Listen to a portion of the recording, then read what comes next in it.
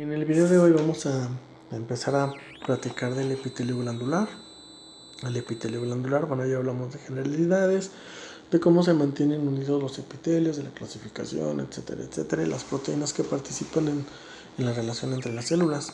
Entonces, ahora vamos a hablar, en los videos anteriores hablamos más o menos de lo que es la función de barrera a través de las uniones adherentes o ocluyentes y cómo se mantiene unido el epitelio a la lámina densa o lámina basal. Ahora vamos a hablar de su otra función, que es la función glandular.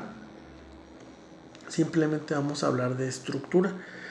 Entonces las glándulas se clasifican de acuerdo a su mecanismo de producción de productos, valga la redundancia, en exócrinas y en endócrinas. Las exócrinas son aquellas que secretan sus productos a una superficie a través de conductos o de algunos tubos. Estas glándulas exócrinas son estas glándulas que van a sacar su producto a una superficie, y dentro de las glándulas exócrinas tenemos tres tipos de mecanismo de secreción: la merocrina, la apocrina y la holocrina. La secreción merocrina es aquella donde los productos de secreción llegan a través de vesículas desde la célula. Estas vesículas se fusionan con la membrana y salen por medio de exocitosis, es decir, se produce la proteína. Como ustedes ya saben, del núcleo se traduce el retículo endoplásmico, el retículo endoplásmico va al aparato de Golgi, y del aparato de Golgi a través de vesículas estas vesículas llegan a la superficie, se fusionan con la célula y con la membrana, y el producto es secretado de manera directa. La secreción apócrina es donde el producto se libera en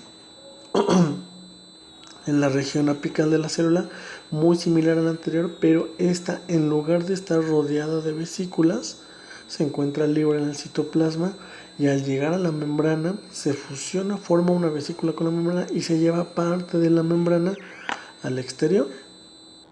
La holocrina se lleva a cabo por la secreción de productos a través de la apoptosis, es decir, una vez que la célula ya cumplió la función de producir la secreción, esta célula se destruye, y al destruirse se eliminan los elementos que se produjeron.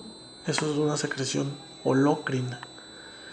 Por otra parte, las glándulas endocrinas son aquellas que no poseen conductos y que liberan sus productos directamente hacia el torrente sanguíneo, y la sangre se encarga de llevarlo a células diana. Quiere decir que una glándula endocrina puede tener su origen en un lugar específico y llegar hasta un lugar muy muy muy lejano a través de la sangre. Este es el mecanismo por donde se transportan las hormonas. Entonces la glándula produce sus elementos, los riega en la sangre, y la sangre se encarga de llevarlas hacia su destino. La señalización paracrina es aquella donde las células individuales secretan sustancias, no alcanzan el torrente sanguíneo, sino que se pegan a las células que están a un lado de la célula que los produjo o cercanas a ellas. Un ejemplo de esto es la secreción de las plaquetas.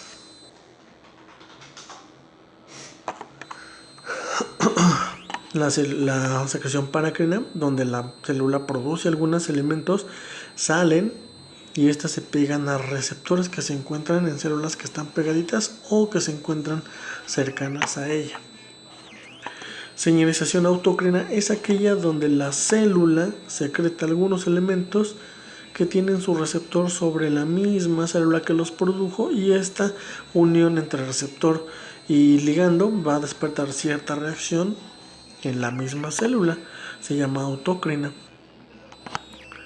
Bueno, otra clasificación es de acuerdo al número de sus células. Hay células que por sí mismos son glándulas, pero hay glándulas que están formadas por diferentes células, por diferentes tipos de células y por diferente número de células. Esto es más característico de las células de las glándulas exócrinas que las endócrinas. Entonces tenemos aquí Estas células, como habíamos comentado cuando hablamos de epitelio cúbico, estas son células epiteliales de una vellosidad intestinal. Estas cosas que se ven aquí forman parte de una célula que se llama caliciforme. Se llama caliciforme precisamente por esto que parece una copa. Entonces estas células caliciformes son glándulas unicelulares, pero también existen glándulas multicelulares que están formados por un montón de células que secretan diferentes contenidos. Por ejemplo, las células del intestino, las criptas del Lieberkühn, las criptas del estómago, van a tener un montón de células diferentes y cada uno va a liberar una sustancia en especial, y la unión de todas estas sustancias pues es la secreción de la glándula. Por ejemplo, el jugo gástrico es una secreción de una glándula, pero ese jugo gástrico tiene ácido clorhídrico, tiene pepsinógeno, tiene factor intrínseco, tiene un montón de elementos y cada elemento se fabricó por una célula diferente. Bueno, de acuerdo a las células, a las glándulas multicelulares, tenemos diferentes agrupaciones. La tubular simple es aquella célula donde glándula donde la glándula tiene una estructura de forma de tubo de ensayo. Entonces está formado por una depresión que está tapizada por células glandulares unicelulares. Cada una de estas células es una célula glandular, pero en conjunto van a secretar una secreción que va a ser útil para la función que esté hecha. La tubular simple enrollada es lo mismo, nada más que pues no está completamente tubular, simplemente está enrollada. La tubular simple ramificada tiene un tubo excretor con un montón de fondos de saco. ¿Sale? Por ejemplo, aquí hay 3 fondos de saco que comparten un tubo excretor. Tenemos también la acinar, por ejemplo, el páncreas, las glándulas salivales tienen esta estructura que se llama acino, ¿sale? El acino también tiene un conducto mínimo, pero es un poquito más corta que la glándula tubular. Esta es una glándula acinosa ramificada, donde se tienen 3 acinos, pero los 3 acinos comparten un conducto excretor.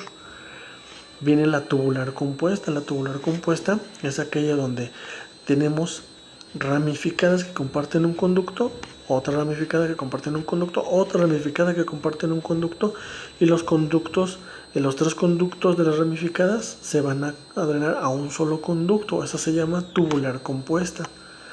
La acinosa compuesta es exactamente lo mismo, pero en vez de tubos son acinos. Y está la tubuloacinosa compuesta, que puede tener tanto elementos tubulares como elementos acinares.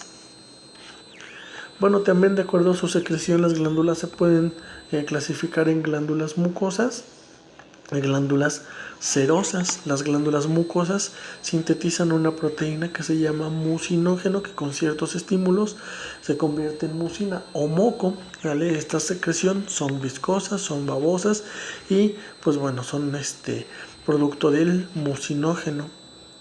Entonces estas glándulas se pueden ver aquí, la presencia de mucinógeno, y pues bueno, son las células caliciformes del intestino, son células mucosas. Las células serosas no secretan mucinógeno, secretan una proteína disuelta en agua, ¿sale? Esta proteína, por ejemplo, las glándulas salivales son mixtas, tienen tanto mucosas como serosas.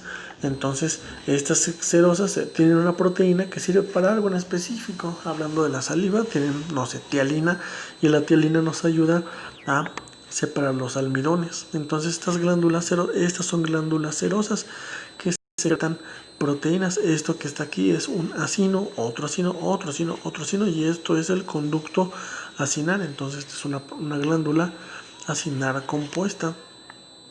Y pues bueno, eso es todo de epitelio glandular.